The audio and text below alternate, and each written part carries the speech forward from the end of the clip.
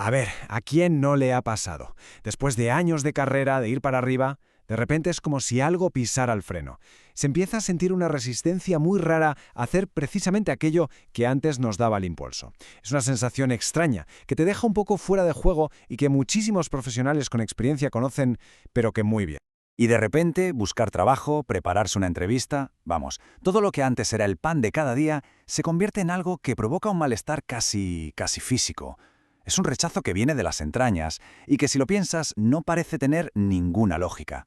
Y claro, aquí es donde empieza el lío en la cabeza. Por un lado, la lógica, la ambición, la experiencia, todo te dice tira para adelante. Pero por otro, hay una fuerza interna que te grita para. Es un momento súper importante, muy confuso, que nos obliga a preguntarnos, bueno, ¿qué está pasando aquí de verdad? Y esta es la pregunta del millón. ¿Estamos ante una evolución natural o una señal de que hemos crecido y necesitamos otra cosa? ¿O es simplemente miedo disfrazado de, no sé, de dignidad profesional? Pues vamos a desgranarlo, que tiene miga. Para que lo entendamos bien, vamos a pensar en un caso, el de Leandro. Imagina un profesional senior, con una carrera brillante, que de pronto siente un rechazo físico y mental a los procesos de selección de toda la vida. Es que cada vez que se enfrenta a la simple idea de que le evalúen, se le encienden todas las alarmas. Y claro, ante una situación así, lo primero que surge es una explicación, una narrativa que, oye, suena de maravilla. La idea de que esto no es un problema, para nada, sino que es una señal de crecimiento, una evolución. Fíjate, es que esta perspectiva le da la vuelta a la tortilla por completo. La resistencia ya no es un fallo, que va, ahora es un sensor de altísima precisión.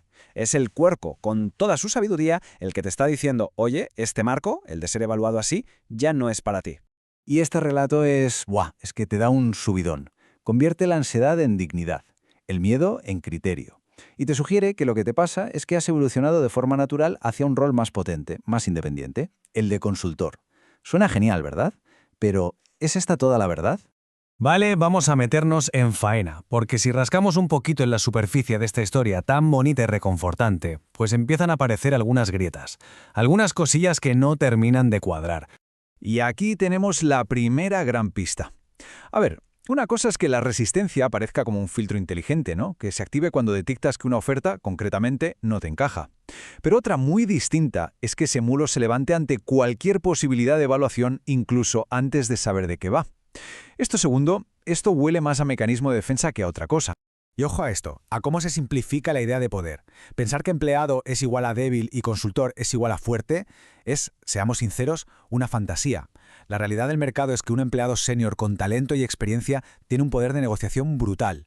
Y en cambio un consultor que empieza de cero, sin clientes, es muy vulnerable. Este pensamiento de blanco o negro suele ser una señal de una inseguridad muy profunda. Entonces, si la historia de la dignidad profesional hace aguas, ¿qué está pasando de verdad? Pues un diagnóstico más honesto nos dice que la motivación real es una mezcla de 3 componentes. Y este gráfico lo deja clarísimo, porque la cosa es compleja. A ver, sí, hay un 30% de fatiga real, de estar harto de estructuras rígidas, y hay un 20% de un deseo genuino de ser independiente.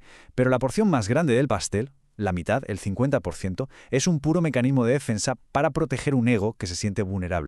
Y vamos a aclarar una cosa, un mecanismo de defensa no es algo malo en sí, es una estrategia de la mente para protegerse, sin más. En este caso, su objetivo es muy claro, evitar a toda costa el riesgo de que una evaluación externa confirme ese miedo que todos tenemos dentro y que nos susurra, quizás no eres lo suficientemente bueno. Vale, ¿y cómo se manifiesta esto en el día a día? Pues a través de 5 patrones que son súper reconocibles. Primero, la evitación por adelantado, antes de tener datos. Segundo, el pensamiento polarizado de bueno o malo. Tercero, la reinterpretación, renombrar el miedo como dignidad. Cuarto, buscar activamente historias que nos den la razón. Y la quinta, que es la más sutil y peligrosa, la procrastinación disfrazada de preparación estratégica. Eso de estoy construyendo mi autoridad en privado para no tener que exponerse nunca al mercado real. Bueno, vale, ya hemos analizado el problema hasta la saciedad. Ahora, vamos a lo práctico.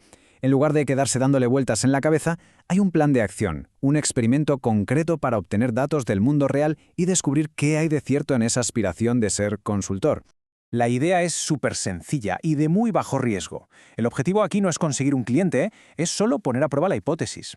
Consiste en contactar a 5 posibles clientes en 7 días, tener una charla con ellos para escuchar sus problemas y, lo más importante, analizar con total honestidad tanto lo que ellos dicen como nuestra propia reacción emocional durante todo el proceso.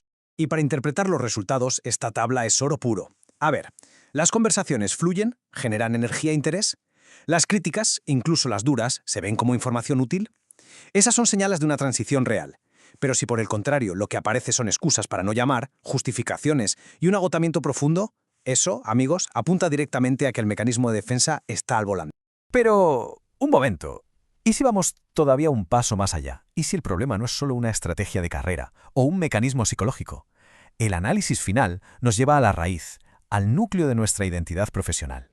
Y aquí llegamos, para mí, a la clave de todo el asunto. La resistencia no es a un trabajo, no es a una entrevista. La resistencia es a la posibilidad de que nuestro yo, esa identidad profesional que hemos construido durante décadas, sea evaluada y suspendida.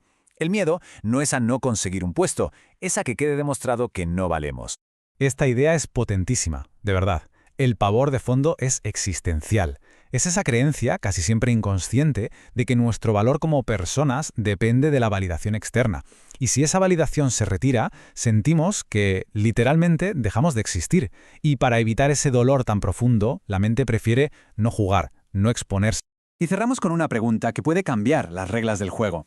Quizás la solución no es construir una armadura más grande y más fuerte para nuestro ego, con la etiqueta de consultor o lo que sea. Quizás la verdadera liberación profesional y personal llega cuando nos damos cuenta de que no somos esa historia tan frágil que nos pasamos la vida defendiendo. Ahí queda eso para darle una vuelta.